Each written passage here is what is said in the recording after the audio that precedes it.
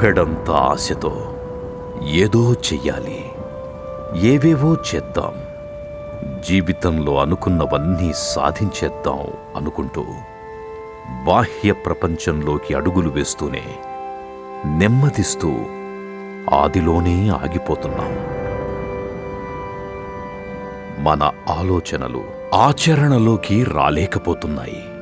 మన లక్ష్యానికి మాత్రం దూరమవుతున్నాం.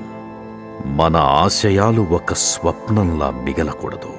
మనం కన్న కలల్ని సాధించేందుకు ఒక ప్రేరణ ఉండాలి.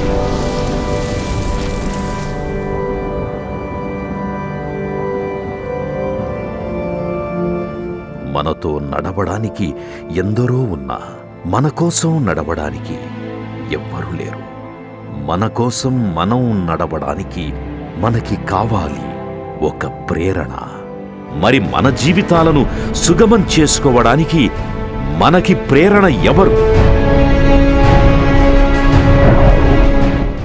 నిరాశా నిస్పృహలతో ఆత్మవిశ్వాసం కొరవడి ఉన్న నీ హృదయానికి ప్రేరణ ఎవరు?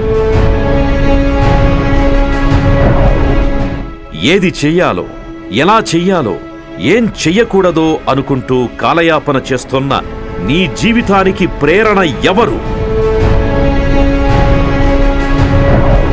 నీ ఆశయాలు మరొకరికి ఆదర్శంగా ఉండాలంటే నీకు ప్రేరణనిచ్చేవారు ఎవరు?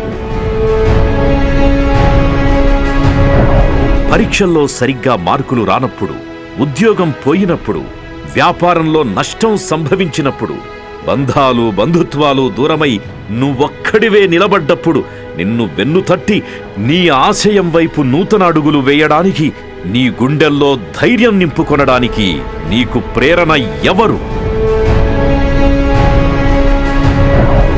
నీ చుట్టూ ఉన్న గాలి, నీరు, భూమి, ఆహారం కలుషితమై ప్రకృతిలో ఉన్న మనిషికి, జీవకోటికి ఆటంకం కలుగుతోంటే నీలో ఉన్న సామాజిక బాధ్యతకి ప్రేరణ ఎవరు?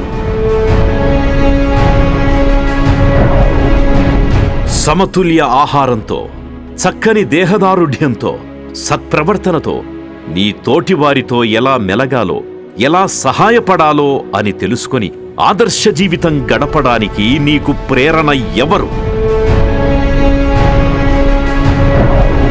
వరదలు, భూకంపాలు, కరువులతో నీ తోటి సమాజం బాధపడుతుంటే వారికి తగు సహాయం చెయ్యడానికి నీకు ప్రేరణ ఎవరు?